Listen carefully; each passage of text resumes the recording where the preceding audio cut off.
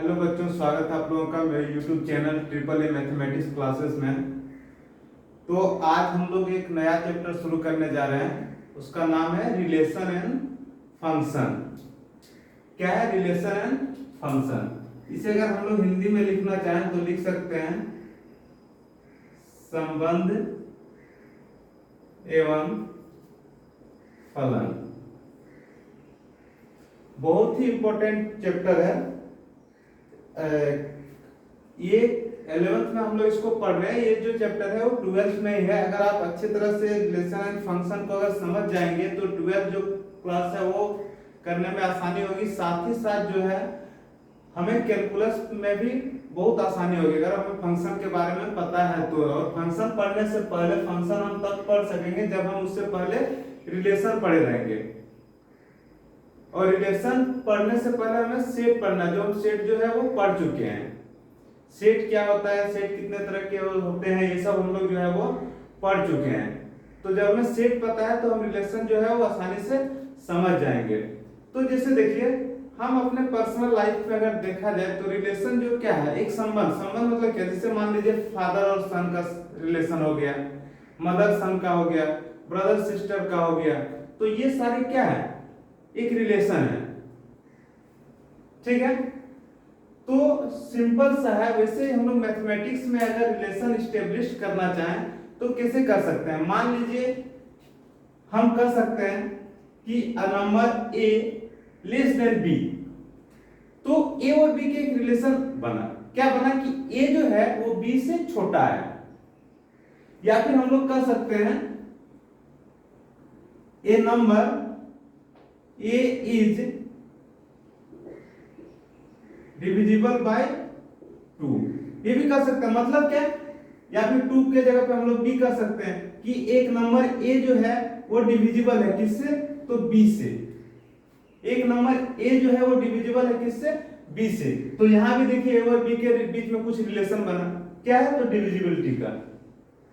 समझना है? या फिर हम लोग लिख सकते हैं a number A is greater than B. मतलब क्या, एक नंबर ए जो है वो बी से बड़ा है। नंबर ए जो है वो बड़ा है किससे, बी से। तो ये भी एक तरह का रिलेशन है। तो यहाँ पे हम लोग देख रहे हैं ये रिलेशन में जब भी हम लोग कोई रिलेशन हम लोग बना रहे हैं, रिलेशन हम लोग का आ रहा है तो एक पेयर में आ रहा है। जैसे ए इज ग्रेटर देन बी तो ए भी हो गया। मान लीजिए यहीं पे रहेगा बी इज डिविजिबल बाय सी। तो हम लोग देखिए B is divisible by C, मतलब B जो है डिविजिबल है किससे, तो C से। तो हम लोग यहाँ पे BC कर सकते हैं। तो एक पेयर में आ रहा है। क्या है, पेयर में आ रहा है और एक स्पेसिफिक ऑर्डर में आ रहा है। जैसे B is divisible by C तो पहले B बाद में C। अगर A is divisible by B तो पहले A बाद में B। अगर यहाँ पे रहेगा P is less than Q, मतलब पहले P फिर बाद में Q। तो ये दोनों के बीच भी रिलेशन हुआ। क्या हुआ कि P जो है वो छोटा है किससे, C से। तो जिस तरह हमारे पर्सनल लाइफ में रिलेशन हम लोग एस्टेब्लिश करते हैं, वैसे ही जो है मैथमेटिक्स में भी इस तरह का रिलेशन हम लोग एस्टेब्लिश कर सकते हैं। मान लीजिए एक सेट A दिया हुआ है, दूसरा सेट B दिया हुआ है। तो A और B दोनों के बीच हम लोग कुछ ना कुछ स्टेब्लिश रिलेशन जो है वो कर सकते हैं। मान लीजिए A का सारा एलिमेंट जो है वो B के एलिमेंट का 2 गुना है।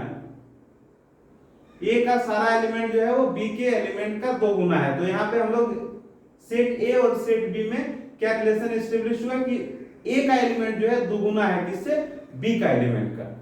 तो जब भी इस तरह का हम लोग रिलेशन स्टेब्लिश करते हैं तो एक ऑर्डर आता है, स्पेसिफिक ऑर्डर आता है, जिसे हम लोग ऑर्डर पेयर कहते हैं। क्या कहते हैं, ऑर्डर पेयर।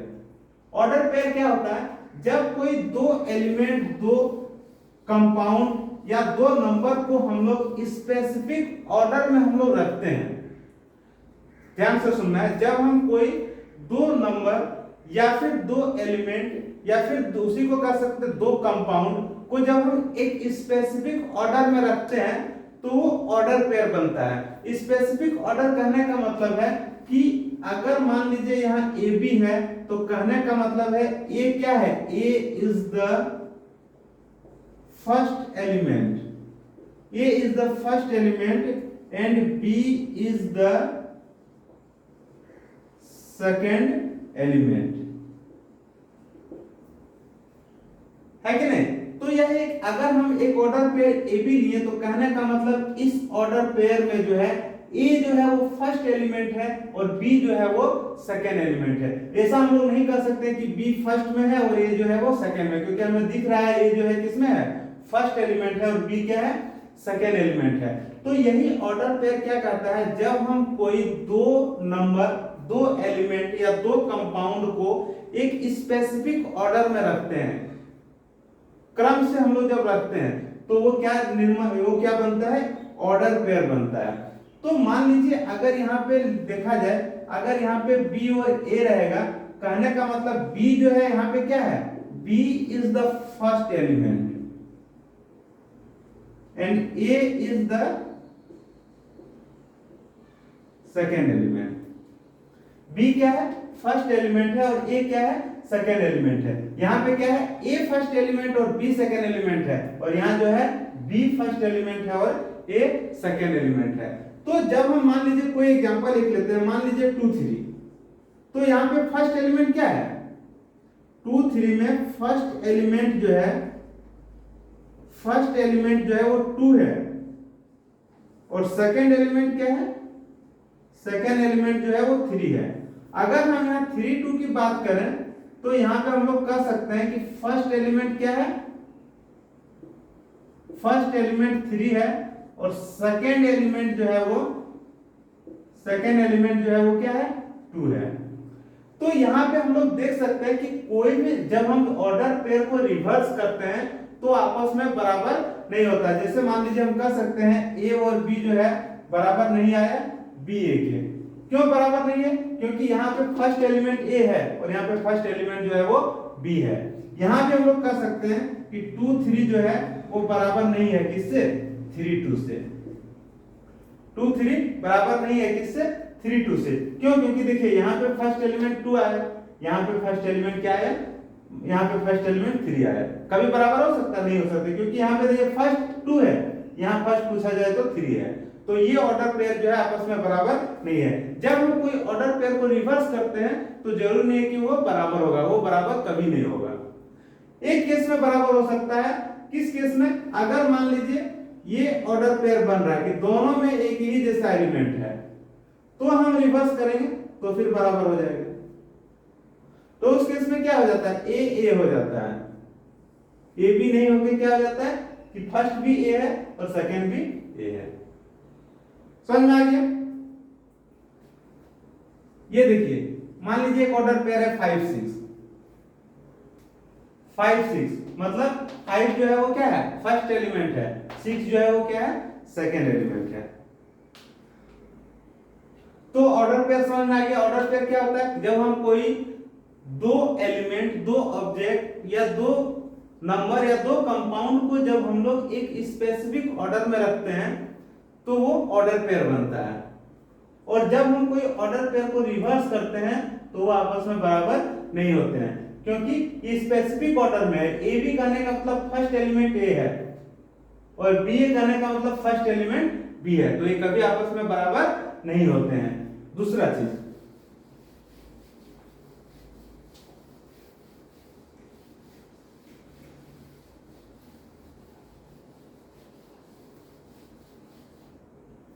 दूसरा चीज यहां पे आता है इक्वलिटी ऑफ ऑर्डर पेयर। मान लीजिए कोई दो ऑर्डर पेयर बराबर कब होगा, जैसे मान लीजिए देखिए एक एग्जांपल लेते हैं, एक ऑर्डर पेयर ए बी है और दूसरा ऑर्डर पेयर जो है वो सी डी है।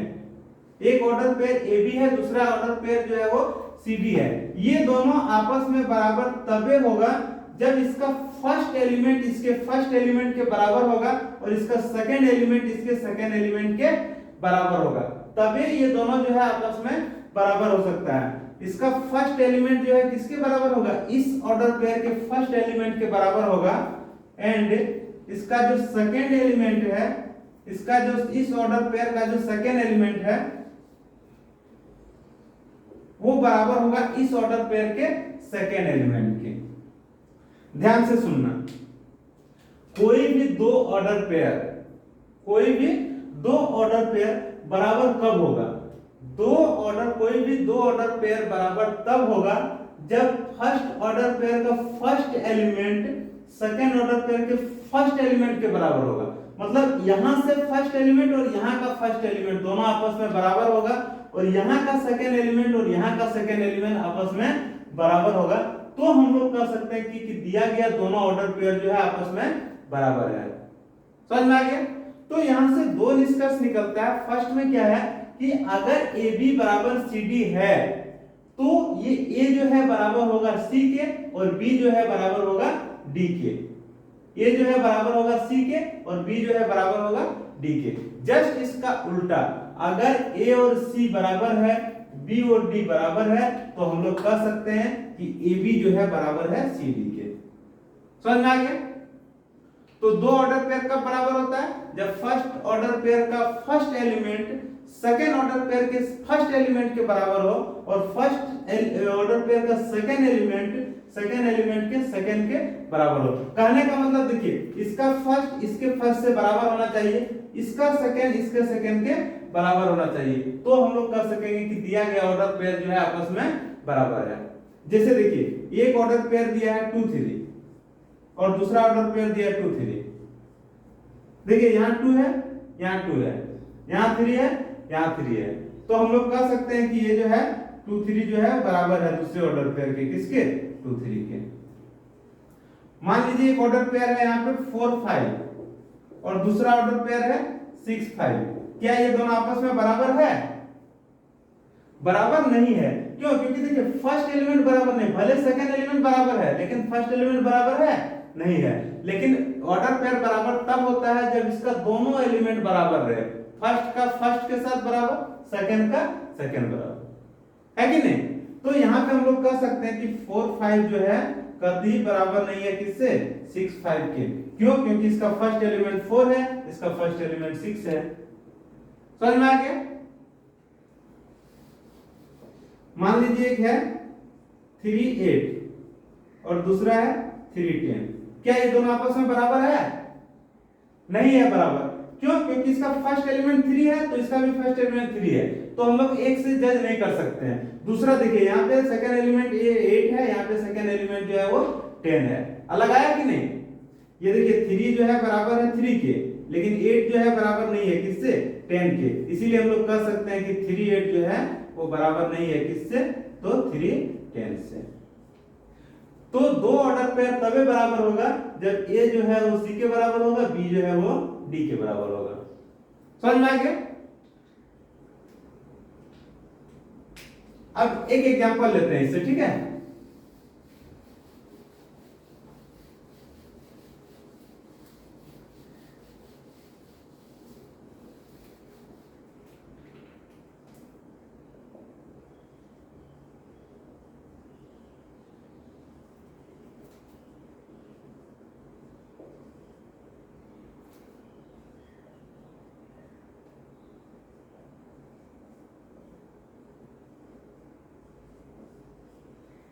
देखिए मान लीजिए एक क्वेश्चन है।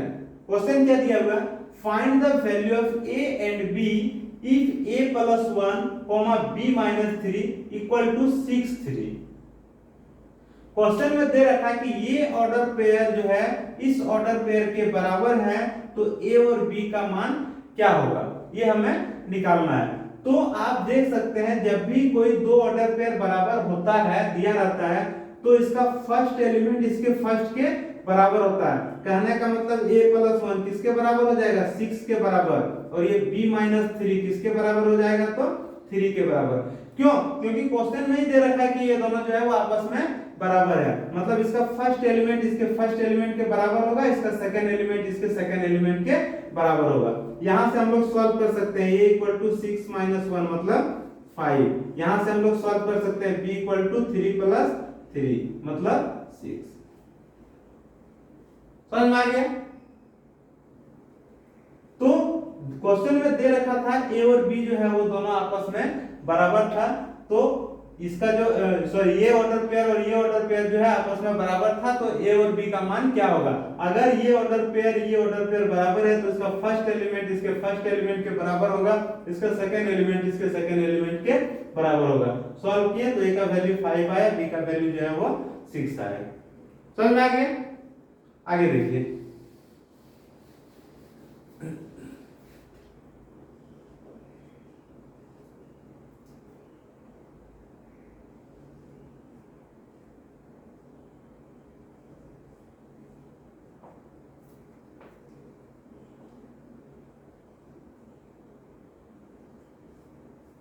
देखिए क्वेश्चन पूछ रहा है find the value of x and y, find the value of x and y if x by 2 6 equal to 5 y minus 3। Question में दे रखा है कि दो ऑर्डर पेयर जो है आपस में बराबर है, दो ऑर्डर पेयर आपस में बराबर है, तो x का वैल्यू क्या होगा और y का वैल्यू क्या होगा। सबसे पहले देखिए अगर ये दोनों आपस में बराबर है तो x by 2 जो है वो किसके बराबर होगा? 5 के बराबर होगा, और ये जो 6 है किसके बराबर होगा? तो y minus 3 के बराबर होगा। समझ में आ गया? अब इसे अगर हम लोग सॉल्व करेंगे तो x इक्वल टू क्या आ जाएगा? 10 आ जाएगा। इसे हम लोग सॉल्व करेंगे तो 6 प्लस 3 इक्वल टू y हो जाएगा, यानी कि 9 इक्वल टू y हो जाएगा, मतलब y इक्वल टू 9। मतलब x का वैल्यू क्या आया? 10 आया, y का वैल्यू जो है वो 9 आया। समझ में आ गया? तो ऑर्डर पेयर क्या होता है? जब हम कोई दो नंबर, दो एलिमेंट, दो ऑब्जेक्ट या फिर दो कंपाउंड को एक स्पेसिफिक ऑर्डर में रखते हैं, मतलब एक अगर एक क्रमबद्ध रखते हैं, जैसे ए बी करने का मतलब तो A first element B second element, अगर बी ए का बात करें तो B first element A second element, तो उसमें वो ऑर्डर पेयर बनता है। दो ऑर्डर पेयर बराबर कब होता है? जब एक का फर्स्ट एलिमेंट दूसरे के फर्स्ट के एलिमेंट के बराबर हो, एक का सेकंड एलिमेंट दूसरे के सेकंड एलिमेंट के बराबर हो। समझ में आ गया? तो लिखिए आगे हम लोग कार्टेशियन प्रोडक्ट देख रहे हैं।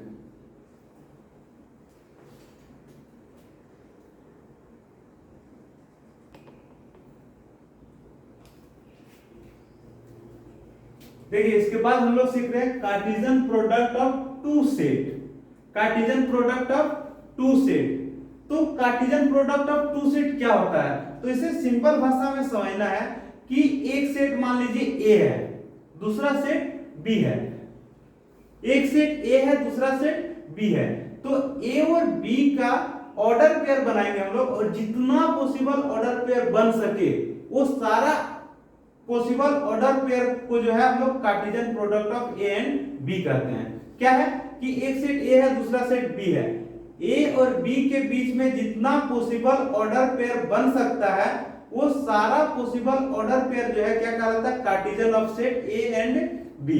तो कार्टेशियन मतलब जैसे कहते हैं ना हम लोग क्रॉस, दोनों के बीच हम लोग क्रॉस प्रोडक्ट निकालेंगे कि A और B के बीच कितना ऑर्डर पेयर पॉसिबल बन सकता है। अगर B और A की बात करें तो B और A के बीच कितना पॉसिबल ऑर्डर पेयर बन सकता है, तो वो सारा ऑर्डर पेयर क्या कहलाता है? Cartesian product of set A and B। तो देखिए यहाँ पे क्या दिया है, डेफिनेशन इसका दिया है, लेट मान लीजिए let A and B be two non empty set. मान लीजिए A और B जो है वो दो जो है वो नॉन एम्प्टी सेट है। नॉन एम्प्टी सेट मतलब जो सेट खाली नहीं है, दो सेट ऐसा है जिसमें कुछ ना कुछ एलिमेंट जो है वो दिया हुआ है। Then the Cartesian product of A and B is the set denoted by A cross B। Cartesian product जो रहता है A और B का, उसे हम लोग किससे डिनोट करेंगे? A क्रॉस B से।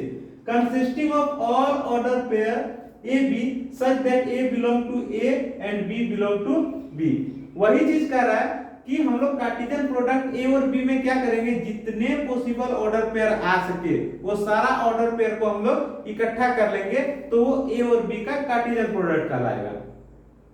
हमें अगर A और B का कार्टेशियन प्रोडक्ट निकालना है तो हम लोग क्या करेंगे? A और B में जितना पॉसिबल ऑर्डर पेयर आ सके वो सारा ऑर्डर पेयर को जब हम लोग एक जगह इकट्ठा कर लेंगे तो वो A B का कार्टेशियन प्रोडक्ट कहलाएगा। जहां पे फर्स्ट एलिमेंट देखिए, जब हम बात करते हैं A क्रॉस B की, जब हम बात करते हैं A क्रॉस B की, इसका ऑर्डर पेयर मान लीजिए ए बी बनेगा, ठीक है, इसका ऑर्डर पेयर मान लीजिए ए बी, बहुत सारा ऑर्डर पेयर बनेगा, लेकिन इसे हम लोग एक जनरल फॉर्म में लिखें कि ए बी ऑर्डर पेयर बनेगा। तो जब हम ए क्रॉस बी करते हैं तो इसका फर्स्ट एलिमेंट जो है कहां से लेना है, ए से लेना है, और सेकंड एलिमेंट कहां से लेना है, बी से लेना है। अगर हम सी क्रॉस डी करते हैं, अगर हम सी क्रॉस डी करते हैं तो फर्स्ट एलिमेंट कहां से लेना है, सेट सी से, सेकंड एलिमेंट कहां से लेना है, सेट डी से। अगर हम बी क्रॉस ए करते हैं तो फर्स्ट एलिमेंट कहां से लेना है, बी से लेना है, सेकंड एलिमेंट कहां से लेना है, ए से लेना है। मतलब मोटा मोटी बात ये समझना है कि जब हम ए क्रॉस बी करेंगे तो फर्स्ट एलिमेंट ए से लेंगे, सेकंड एलिमेंट बी से लेंगे। अगर हम बी क्रॉस ए करेंगे तो फर्स्ट एलिमेंट बी से लेंगे, सेकंड एलिमेंट जो है वो ए से लेंगे। समझ में आ गया? तो यही चीज दिया हुआ है कि जब हम ए क्रॉस बी करते हैं उसका ऑर्डर पेयर ए बी आता है, तो ए कहां से आना चाहिए, सेट ए से, और बी कहां से आना चाहिए, तो सेट बी से। तो सिंपल सा है, वही बात बता रहे हैं कि फर्स्ट एलिमेंट इससे आना चाहिए, सेकंड एलिमेंट सेकंड से आना चाहिए। समझ में आ गया? तो सिंपल हमें समझना है कि जब हम कोई दो सेट का कार्टेशियन प्रोडक्ट निकालते हैं तो जो ऑर्डर पेयर बनता है उसका फर्स्ट एलिमेंट फर्स्ट में से रहना चाहिए, सेकंड एलिमेंट सेकंड सेट से रहना चाहिए। कोई दिक्कत? अब एक चीज यहां पे और दिया हुआ है कि अगर a फाई के बराबर है और b फाई के बराबर है, मतलब दोनों एम्प्टी सेट है, तो a कार्टेशियन b जो है तो होगा वो भी क्या होगा, फाई होगा। ठीक है, आगे देखिए, अगर सेट a की संख्या p है, अगर सेट a की संख्या p है और सेट b की संख्या q है, जैसे मान लीजिए a में जो है वो 5 एलिमेंट है और b में जो है वो 3 एलिमेंट है, तो पूछेगा a क्रॉस b में कितना एलिमेंट है, तो 5 गुना 3 यानी कि 15 एलिमेंट है। तो यही चीज बता रहा है कि अगर सेट a में p एलिमेंट है, सेट b में q एलिमेंट है, तो a कार्टेशियन b में कितने एलिमेंट होंगे, तो pq एलिमेंट होंगे, b कार्टेशियन a में भी कितने एलिमेंट होंगे, pq एलिमेंट होंगे। मतलब क्या करना है, हमें सिर्फ गुना कर देना है, टोटल नंबर जो है वो निकल जाएगा। समझ में आ गया? तो इसका कुछ हम लोग एग्जांपल देखते हैं, फिर हम लोग आगे बढ़ेंगे। इसे मिटा देते हैं।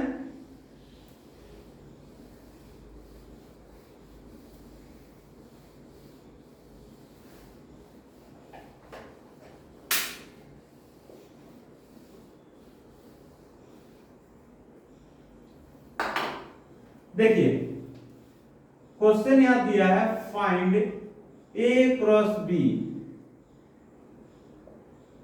a में जो है वो दिया है 1 3 5 और b में जो दिया है वो दिया है 2 4।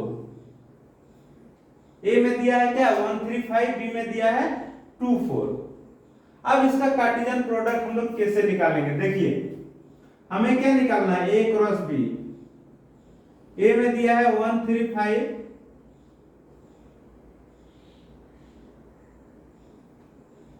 क्रॉस b में दिया है 2 4। तो हम लोग कार्टेशियन प्रोडक्ट हम लोग कैसे निकालेंगे? देखिए यहां से, यहां हम लोग 1 लेंगे और 1 के साथ क्या आएगा, तो 2 आएगा। फिर यहां 1 लेंगे, 1 के साथ क्या आएगा, तो 4 आएगा, यानी कि 1 का काम खत्म हो गया। अब हम लोग आते हैं 3 के पास। क्या आते हैं, 3 के पास। तो 3 के साथ क्या लेंगे, 2 लेंगे। 3 के साथ क्या लेंगे, 4 लेंगे। 3 के साथ और कुछ ले सकते हैं? नहीं ले सकते हैं, मतलब ये 3 का काम खत्म हो गया। हमें जब भी कार्टेशियन प्रोडक्ट निकालना इससे इसमें निकालना है। ठीक है, अब देखिए आते हैं किसके पास, 5 के पास। कार्टेशियन निकालने का सबसे आसान तरीका। अब आते हैं 5 के साथ, तो 5 के पास आएंगे तो 5 को किसके साथ लेना है, 2 के साथ लेना है। 5 को किसके साथ लेना है, 4 के साथ लेना है। और कुछ पॉसिबल है? 5 का भी काम जो है वो खत्म हो गया। हम पहले 1 लिए, 1 को 2 के साथ लिए, 1 को 4 के साथ लिए, फिर 3 लिए, 3 को 2 के साथ लिए, 3 को 4 के साथ लिए, फिर 5 लिए, 5 को 2 के साथ लिए, 5 को 4 के साथ लिए। तो a क्रॉस b जो है वो इतना निकल के आ गया। क्या आ गया, 1 2 1 4 3 2 3 4 5 2 5 4। समझ में आ गया? अब एक चीज यहाँ पे देखना है कि a का जो वैल्यू है, a जो इतना है, तो नंबर ऑफ a कितना है, नंबर ऑफ ए जो है 1 2 3 है। नंबर ऑफ बी कितना है, बी में कितना संख्या है, 2 है। अगर हमसे पूछा जाए number of A cross B तो कितना आएगा, 3 इंटू 2 मतलब 6 आना चाहिए। देखिए काउंट करके 1 2 3 4 5 6, 6 आया कि नहीं आया। तो ए और बी दिया हुआ है, तो ए क्रॉस बी हम लोग कैसे निकाले समझ में आ गया। अब इसी को हम लोग बी क्रॉस ए निकालते हैं। सेम सेट में बी क्रॉस ए कैसे निकालेंगे वो देखिए।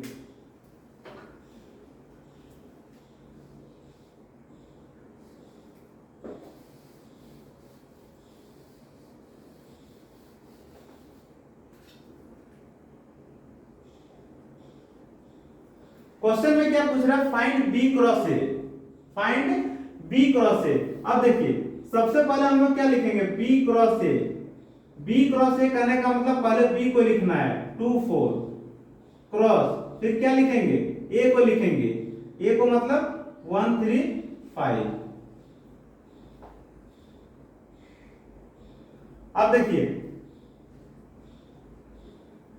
क्या लिखेंगे बोलिए, ये 2 लिए हम लोग, 2 के साथ क्या क्या ले सकते हैं, 2 के साथ 1 ले सकते हैं, 2 के साथ 3 ले सकते हैं, 2 के साथ 5 ले सकते हैं।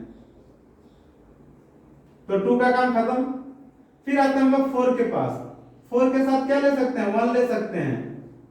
4 के साथ क्या ले सकते हैं, 3 ले सकते हैं। 4 के साथ क्या ले सकते हैं, 5 ले सकते हैं, यानी कि 3 4 का भी काम खत्म। तो बी क्रॉस ए कितना है, 2 1 2 2 2 5 4 1 4 2 4 5।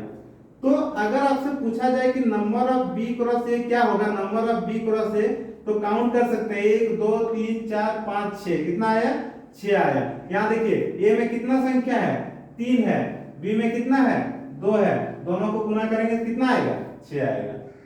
आया कि नहीं। अब थोड़ा सा रिवर्स हम लोग जाते हैं, जब हम लोग ए क्रॉस बी निकाल लेते तो वो हम लोग का क्या क्या आया था, ए क्रॉस बी में क्या आया था बोलिए तो, 1 2 आया था, 1 4 आया था, 3 2 आया था, 3 4 आया था, 5 2 आया था, 5 4 आया था। यही ना आया था ए क्रॉस बी में, इससे पहले जो हम लोग निकाले ए क्रॉस बी। अब बोलिए सेम सेट दिया हुआ है, ए का वैल्यू 1 3 5 है, बी का वैल्यू 2 4 है। ए क्रॉस बी जो है वो ये सारा चीज आया, और बी क्रॉस ये जो है वो ये सारा चीज आया। देखिए दोनों आपस में बराबर दिख रहा है, नहीं दिख रहा है, क्योंकि देखिए इसमें 2 1 है, ये 1 2 है, 2 3 है, यहाँ देखिए 3 2 है। आपस में कभी बराबर है, नहीं है। तो हम लोग कह सकते हैं फाइनली कि ए क्रॉस बी जो है वो कभी बराबर नहीं होता है, किससे, बी क्रॉस ए से।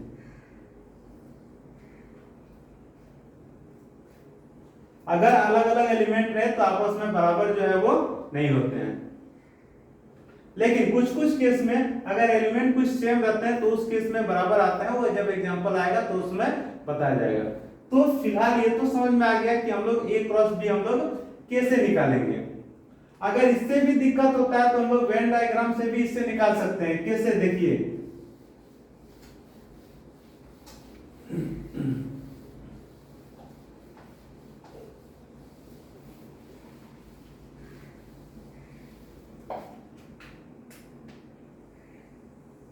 जैसे यहां है 1 3 5, दूसरा सेट है 2 4, ये 1 3 5 दूसरा सेट है 2 4। अब अगर हमें निकालना, ये सेट ए है और ये सेट बी है, हमें निकालना है ए क्रॉस बी। अगर हमें कुछ नहीं मालूम है तो बस यहाँ पे रखना है पेन को, और यहां से यहां तक मिला देना है, यहां से यहां तक मिला देना है। कहने का मतलब 1 2 1 4 हो गया, काम खत्म। आगे देखिए, फिर यहाँ पे पकड़ना है, यहां से यहां मिलाना है, यहां से यहां मिलाना है, मतलब 3 2 3 4 है कि नहीं। फिर यहाँ पे लेना है, 5 को 2 से मिलाना है, 5 को 4 से मिलाना है, मतलब 5 2 5 4। तो इस तरह भी हम लोग ए क्रॉस बी जो है वो निकाल सकते हैं। तो कार्टेशियन प्रोडक्ट समझ में आ गया। ए और बी के बीच जितने पॉसिबल ऑर्डर पेयर रहेंगे उसी को हम लोग ए और बी का कार्टेशियन प्रोडक्ट कहते हैं। एक और एग्जांपल हम लोग लेते हैं।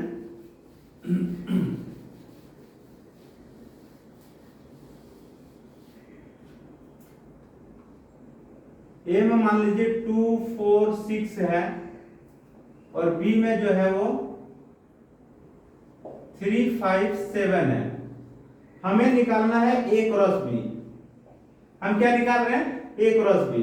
बोलिए ए में क्या है? 2 4 6 क्रॉस बी में क्या है?